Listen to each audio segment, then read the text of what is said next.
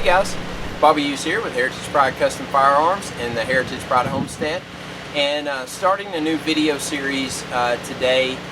We're going to call it the Aquaponics build series.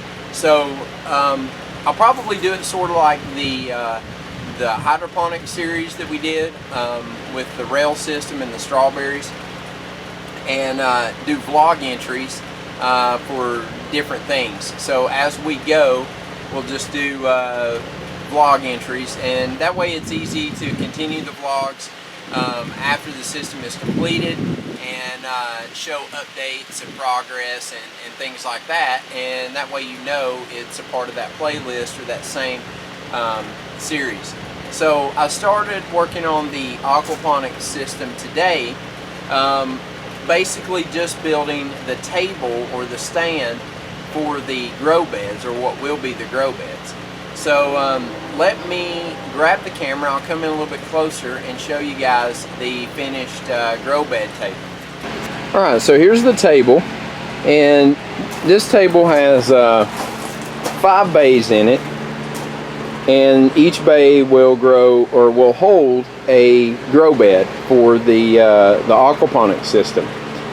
Basically, I just constructed it out of 2x6s and 2x4s and some screws. I tied it into the original stand back here where the fish tank and the filter units are going to go, and then just tied it in right there, and then went straight across all the way the length of the greenhouse, and it is resting on top of our foundation walls on this end. Now, when I first constructed it, or started constructing it, I thought, well, I'll just float those 2x6s. It's about 10 feet from that end to this end, and the media, grow media, is not really as heavy as you might think. If you've never messed with hydroton or hydrocorn or anything like that, any type of grow media, it's really not heavy at all. If you're doing something with like river pebbles or something of that nature, that's going to be a lot heavier, and so you need to keep that in mind when you're constructing or designing your grow bed rack or system or table. If I was using all rock, I would probably just construct this thing right on the ground and try to make it work somehow that way, or on legs, I don't know. But for the hydroton or the hydrocorn, it's not that heavy. The biggest concern is the water weight in combination with the grow media. But so what I did was, like I said, originally I thought I was going to just float it all the way across. I got the frame put together and was just, you know, kind of jumping on it, testing on it, see how flexible it was, and it had a pretty good flex to it, which I kind of expected that to. But over time it may sag, and I don't want it to sag because that can throw off our water and our grow beds. It can cause the water to change levels and kind of go off level and deviate, maybe overflow. So I just nothing fancy, nothing like super to code or structural about this. I had this scrap piece of 4x4, and I just pulled my gravel back and dug a hole about 6 inches deep down to red clay, and I stuck this 4x4 down in there and then pounded on it real good to pack that dirt underneath it down and give me a good solid footer. And then I stood it up against the side of my frame here and marked it where I wanted it, and then just cut it off with the skill saw, and then screwed it in, and then filled the hole back in and put my gravel back around it. So we've got a 4x4 in here to kind of hold that center, so they give us a little bit extra load support. Each bay is about 19 inches wide and 26 inches deep, and then the center of each bay has 2 center load supports. These barrels are what I'll be using for my grow beds. These are 30-gallon poly barrels. These are food grade. Purchased them online simply because I could not find 30-gallon poly tanks around here, or poly barrels around here anywhere. Everything that we have around here is 55-gallon, and those are hard enough to come by.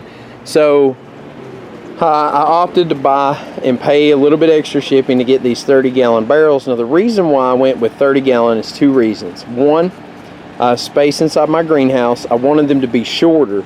You can kind of see, I'll take one of these over here and set it up next to this 55-gallon barrel here.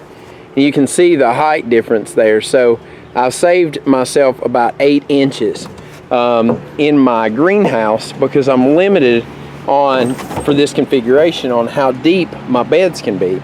So that was one reason. The other reason was because of the amount of grow media that I would need to fill them up. We don't have an aquaponics or hydroponics store around here, so everything that I get, for the most part, that's specified for aquaponics or hydroponics, I have to order online. So that in return means shipping charges, and the product itself is not that expensive, it's shipping. So I wanted to save on the amount of hydroton and hydrocorn or grow media that I needed, and by cutting back to the 30-gallon barrels as opposed to the 55-gallon barrels, I'm not losing that much grow surface or grow area, but I'm saving a lot of space in the greenhouse and also for the actual grow media. So with the difference in the diameter of these things, it's a lot less shallow. Once they're cut in half, they're a lot less, or they're a lot more shallow. So it doesn't take near as much grow media to fill them up. So what we'll be doing, I've already done this one, is basically just like you would expect. I'm cutting them in half. And I've found that the best way to do that is with a jigsaw or saber saw, depending on where you're at, and just draw your line across. I've seen some people use there's a center line. I don't know if you'll be able to pick it up or not. There's a center line, it's a mold line that runs right down the center, but the only problem is it runs right through the center of the bung holes.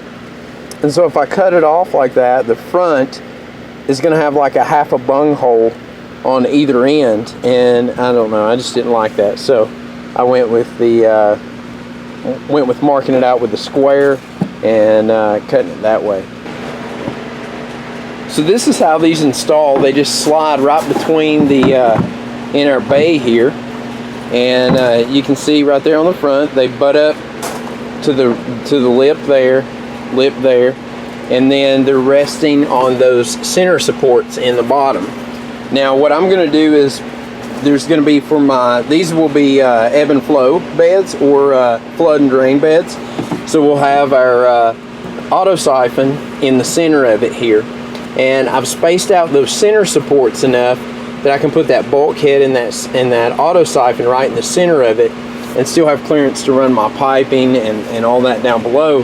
But these will be semi-permanently installed into these bays, and I've got some stainless steel screws and washers, and I'm just going to run some stainless steel screws through the poly into the wood and kind of stretch that out, and that'll keep it from twisting in the bay, and it'll hold it nice and tight in there. It'll kind of expand that bed out to make it fit the bay, so it'll make for a super nice grow bed. I mean, that's going to look really sharp once those are all 5 lined up in there once we're done.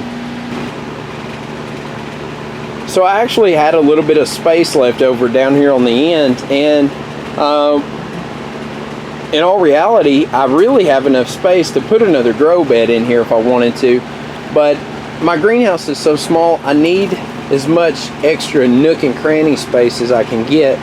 I actually thought about turning my fish tank like this, move it over here, turn it long ways like that, and but then I think it'll be too tight for my filter systems up against it, but it would free up a lot of space over here on the shelf for more stuff. So I'm still toying with ideas on how I'm actually going to set everything up, but for right now the plan is to put my fish tank like that, sump ponds down there, and then I'm going to go ahead and floor this just like this is with the decking boards, and that should make a nice little nook to put my little organizer drawers and all my extra stuff.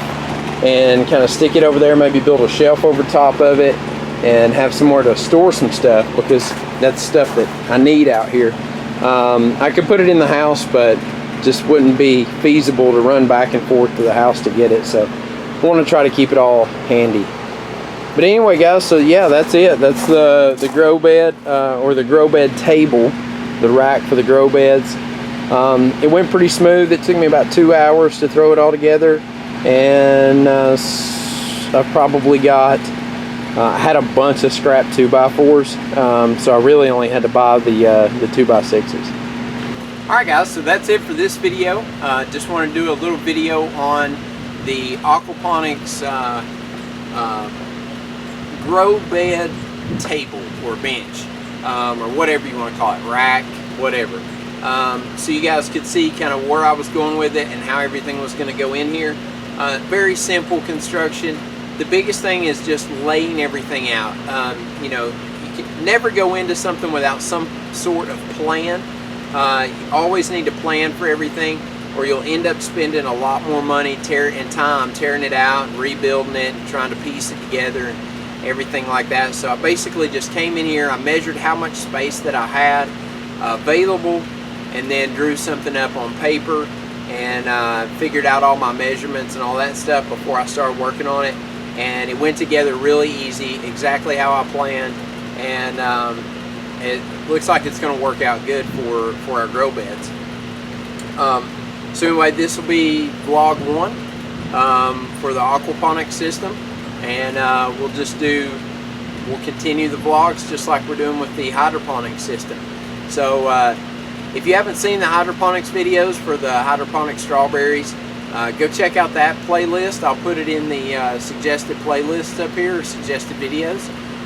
Don't forget to subscribe and click on the little link down there, the little icon, and that'll subscribe you to the Heritage Pride Custom Firearms and Heritage Pride Homestead channel. Also, don't forget to rate, and if you have any comments, questions, or requests, leave them in the comments section down below. Until next time guys, get out there, shoot some guns, be safe, and most importantly, have fun. See you guys later.